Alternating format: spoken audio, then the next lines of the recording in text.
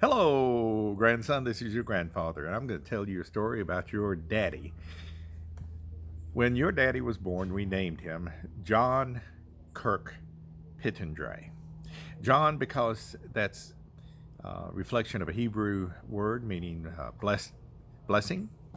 Uh, Kirk, because it's a reflection of the Scottish heritage, and it's a word in Scotland for churches. So it reflected our interest in the Christian church. It reflected our Scottish heritage.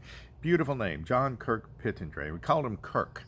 Called him Kirk for many, many years. Well, one day I got a telephone call from a fellow who said he was a teacher, and he was looking for the home of the parents of John Pittendray.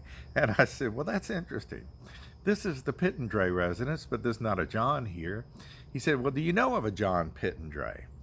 And I said, well, I know all the Pittendrays in Florida, and we're all related, and they all live in this same house, and there's not a John Pittendray. You know a John Pittendray anywhere? He asked. I said, well, my grandfather was named John Malcolm Pittendray. And like Southerners tend to be, I chatted with him for a while. And I went on and on. We started chatting about unusual names and things like that. And finally, he said, well, I'm a teacher at Flanagan High, and I'm trying to find the parents of a student.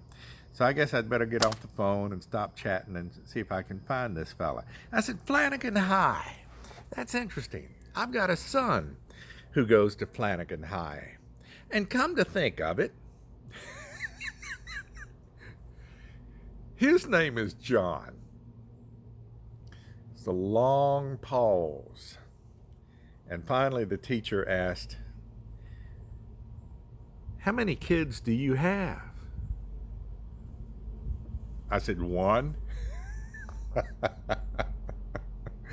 I don't remember what he was calling about, but I don't think he talked to me about what he was really calling about. And my son, John, the son formerly known as Kirk, who had decided to go by his first name instead of his middle name, but never told me or his mother,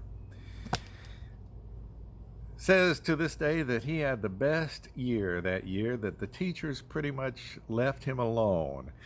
They figured he had enough issues at home to worry about.